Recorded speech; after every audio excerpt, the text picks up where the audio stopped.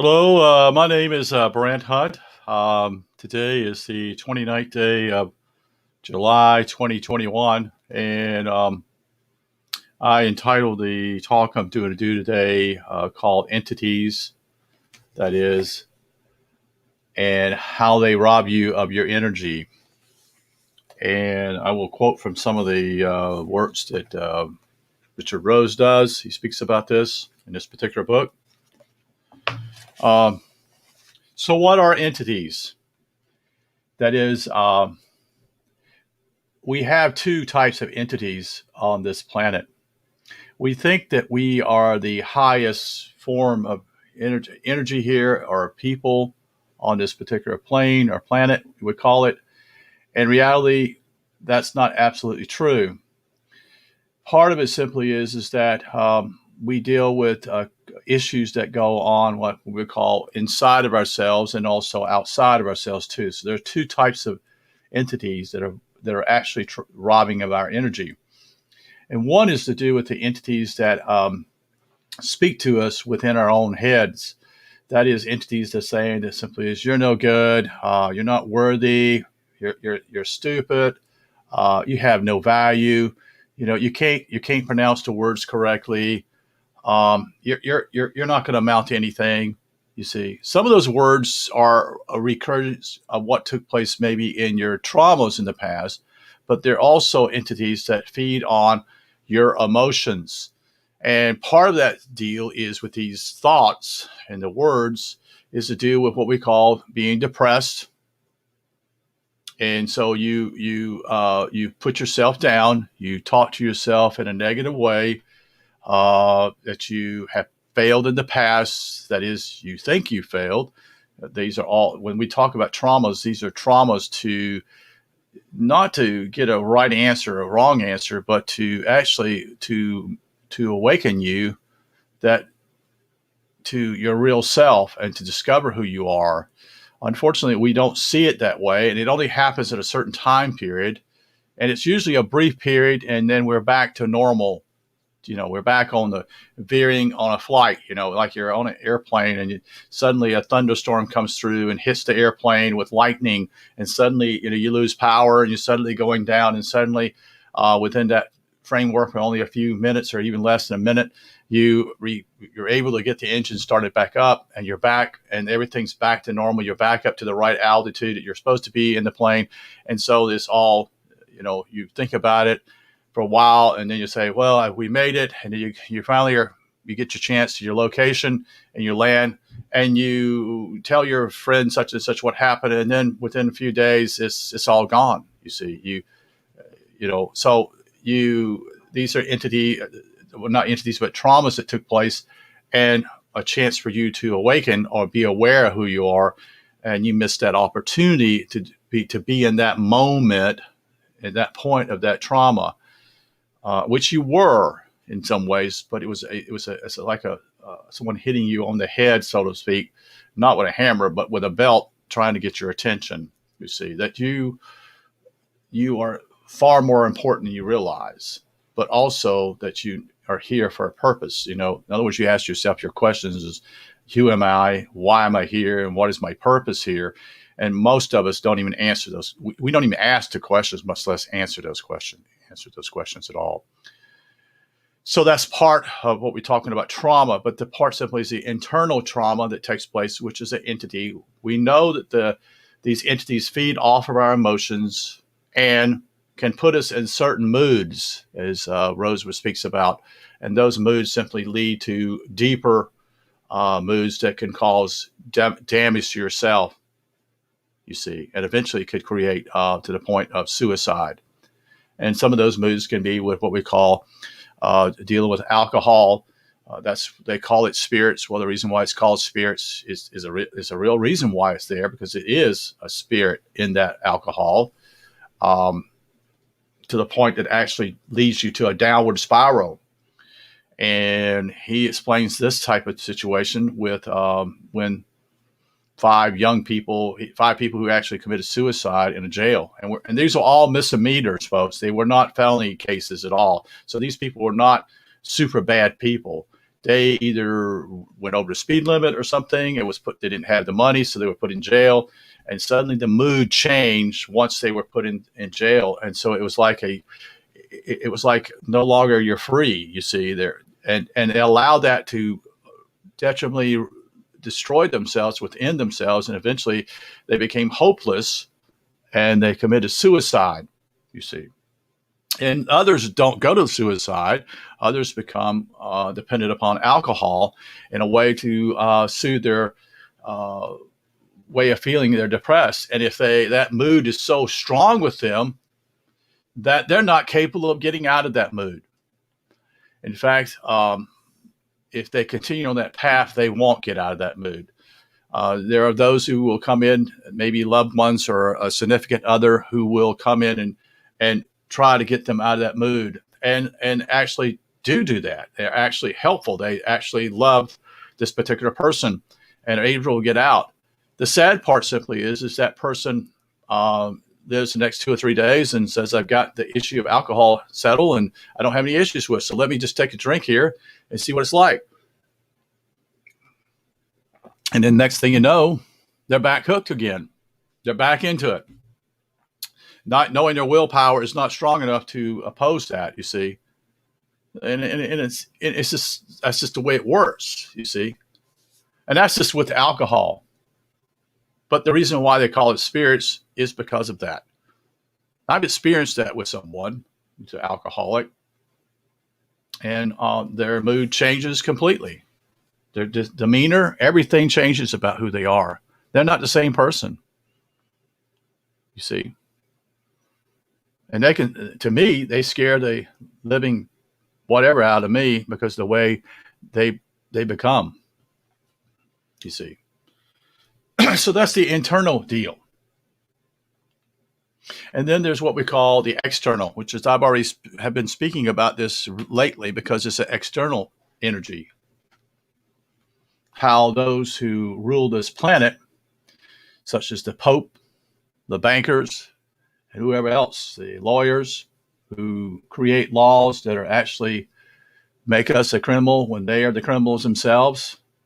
They don't obey the natural law. They do it because of either reputation, they want to be great in somebody's eyes, or they want money, you see. And they want to show how smart they are, and they create laws that make us criminals. And so they make us slaves.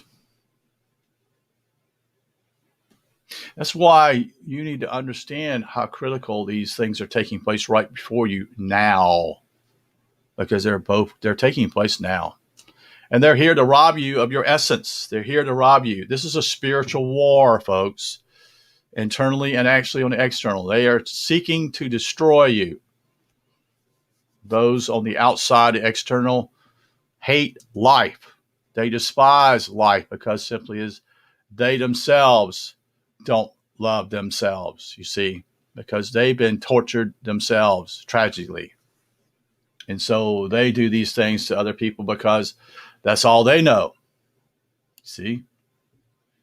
So what Rose talks about here, we're going to go in this particular book, and I'm going to read a certain area where he talks about here the entities.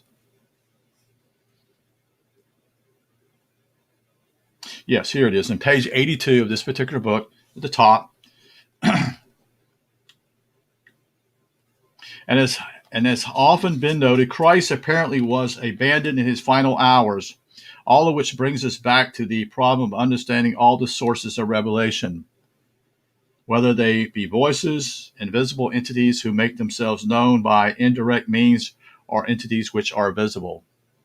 The Bible itself warns us of familiar spirits, but nowhere do we find a formula for distinguishing between beneficial, honest entities and those which make use of us and then drop us. So he's talking about the internal entities here. Yes, we're not told which ones are such and such. We're told sometimes there are devils, there's demons. We're also told there's such a thing as angels. But unless you experience that, you don't know. Also, let's go into another area here of this particular book. Speaking about entities on page 83. So that for any research value, we find that the voices of unseen entities and the directives of apparatus are unreliable and are no final authority for the seeker, nor are they of use in the search for God. It stands to reason that if God or any other being of bio-dimension power desire to communicate with us through an angel, then that God would use it ultimate power to clarify that medium of communication by denying any spirit the means to communicate with man in a fraudulent manner. If we are to presume the existence of an omnipotent God, we must assume that he is not concerned with our confusion. And he's right. In other words, if the God is, and I don't call it God, I say simply is source, creator, whatever, would make it aware. It would make it very clear to us that simply is this is the wrong type of entity. You don't need to be listening to these people, such and such, and doesn't need to send these type of people into your life. And I believe that part of that simply is to go back to what Rose talks about as moods, MOOD, that leads us on a path of self-destruction from within. And here's the last part here of, and this is on page 88. He talks again, Richard Rose, in this particular book. This is spiritualism exists all over the world, but under different names. The gods or spirits have different names as well, being demons. I don't know how to pronounce this word, so I'm going to spell it to you. DJINNS, Pitris, Pitris, and elementals. After this, Levi charts celestial domain and categorizes the host of angels and demons. It should be remembered that Levi did not deny the existence of entities or demons, but inferred that the rafts that appear as souls, of the souls of the deceased were probably ectoplasm only. His real name was Constance, that is, his last name, and it's presumed that he adopted the pseudonym to stay alive. He had been a priest, but he left the church, married, and became quite an authority on magic. After many years of this research, he's supposed to have rejoined the Catholic Church with the comment that everyone should belong to some church in preparation for the next life. Evidently, if there is anything to gather from the life's work of this man, so presuming that he is true, that he did rejoin the church. It is that his research gave him no greater promise than that offered by the church, though. Isn't it interesting? Yes. Levi reminds us that, let me say this. This is an interjection. Maybe he felt simply is that he had to be a part of the church, which with the power of the church at that time was enormous. It's not that today, but it was enormous 500 years ago, even a couple hundred years ago it was. Especially when you think about who settled the northeastern part of the country, the Puritans and Pilgrims that were unbelievably caught up and justifying themselves as being the rulers. So they had actually, what they ran away from, they became in northeastern part of the United States. Levi reminds us that his knowledge of entities came from studies by the church hierarchy. And this indicates that Levi either left the church to marry, which is distinctly a possibility. You see, you couldn't marry back then without the church authority. Or else he was restricted in his search by being in the church. And all of this also indicates that at one time the church was searching for the truth before it degenerated into secularization and the apathy that comes from being afflicted with overweight. Levi, who had lost faith in the church, based his entire structure of magic upon faith. He tells us that the apparatus of Apollonius, Tyana, may well have been created by his faith and consequently was not the soul of Apollonius, which his students would have likened to have seen. This is worth remembering when we encounter the analysis of faith in later chapters. And so we ponder the limitations of faith and the coloration that those limitations place upon the results, the creation of faith. So this is something what Rose spoke about, entities. And there's some more about that, but I'm not going into that. That John Kent goes into his paper about sharing about entities.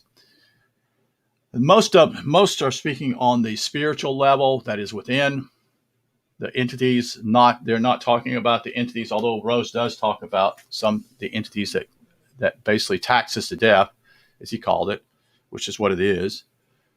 He didn't realize how the rabbit hole of that is so deep. But then you have to remember simply is he was more interested in the spiritual areas of what was going on in his life and to those around him. So this is why Scripture itself says be on guard. You see, there's an illustration simply is that to put on the armor of God, that is a protection, that don't let anyone befollow you somewhat to fool you. But when you come from a family that is not a very loving family and is destructive in its not only in its outward manifestations, but also when the parents are destructive towards the children, it's a huge mountain for the children trying to climb out of, because they've been told they're stupid, they're ignorant, they'll never amount to anything, because these people themselves, their parents, were the same way. You see, they're just passing along what they know. And so what they know is, so they're on the low, we would say that's the very low part of the whole issue of the pyramid, the foundational part that Gertrude would talk about, what we call instinctive living. And most of that is, and this is why ads, advertisement, why movies are very seductive, especially for men, especially when a woman is completely almost half naked. It leads him because, with men, it's the eyes are the sexual organs for a man. In other words, that's what gets his attention. And women know that. That's why they dress in a certain way. And I'm not blaming either one here. I'm not blaming the woman, such and such, because they're caught in the same instinctive wanting to be loved, but not understanding what love really is. And so they act like, an animal. And although animal is in its ways, actually is what I call, has a rhythm about them that they know when they're supposed to have children. It's wired into them. But we have that free will to do whatever, because we're not wired that way as animals are. So we think in a lot of ways is that we're superior on the outer part because we're higher up than the animals, even though we're from the animal world in certain ways, because there are certain organs that are in us that they're actually in animals.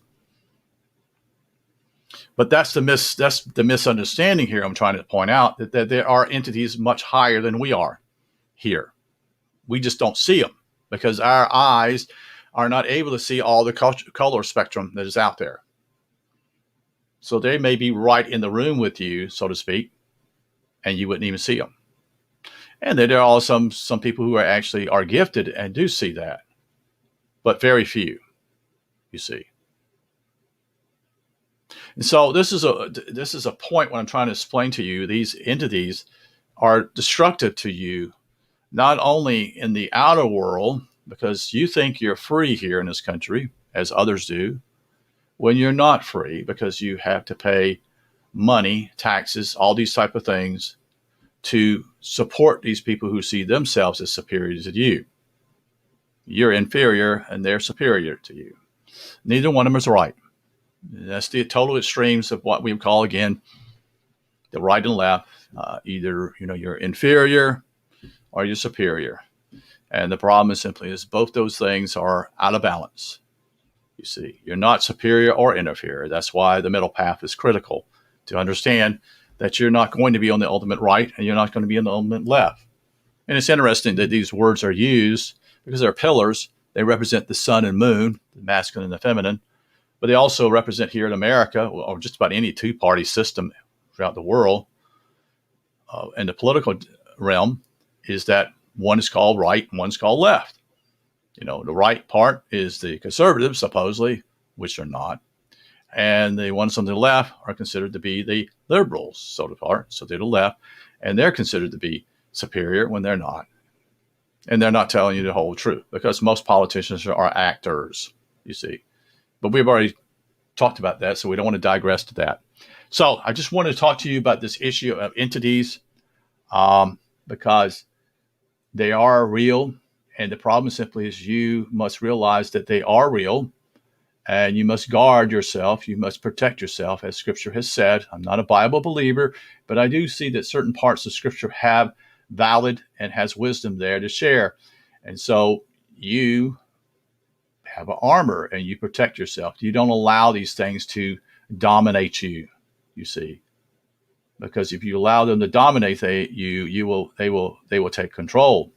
That's why men have trouble with pornography. You see, they have a struggle with pornography because simply is they don't know how to handle reality. They don't know how to handle reality in being quote unquote with a woman. And so it's a cheap imitation that a woman who is in the screen or pornography is that you're not committed to anything here. You're just committed to basically sex and enjoyment. And so this is how men are lured in, and this is why they're involved in pornography. Doesn't mean it's always a problem with men, though. Women are actually into pornography too.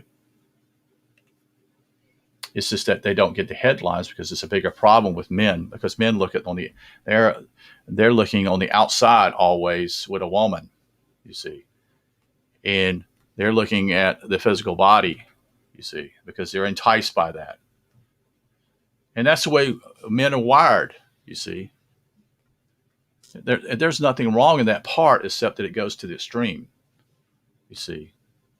And truly, men who truly love their significant other do not have that problem because they are actually able to reflect their love to their significant other in a way that actually is beneficial for both parties, you see.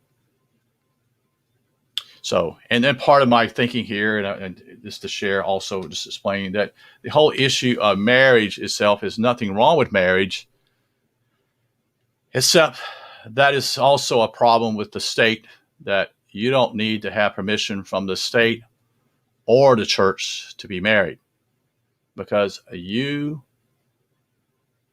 are the authority. This is what you have to understand who you are. You are the authority. But that doesn't mean you go out and just, act like a fool.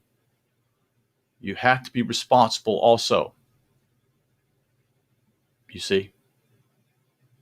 And part of the whole idea with men and women is that they're both different. Each party, each person, male and female, have strengths and they have weaknesses. It actually reveals simply as the spiritual dimension in your life simply is that you need to be whole. And eventually that will be the way it will be in the future, that there will no longer be the need to have a mate in the future, that because you eventually those who move on to the spiritual deepness will discover simply is not at this point, Theo, but in the age of Aquarius, will discover simply is that there's no need for a mate. You see, because they're whole. You see, we're divided already, and that's why you have a partner. And that's why men tend to be what we call logical, and tend to be what I call to take the lead, to pick up the ball and run with it. Doesn't mean that they do everything right. That's not it. They just take the initiation to do those things. And while the woman is more passive in that way and is able to love not only her husband, but you're the man, and also love the children and has patience with that and gives support to a man who may lack confidence in who he is, because she's the one that has confidence in who he is. And see, this is all key, you see. and how this works.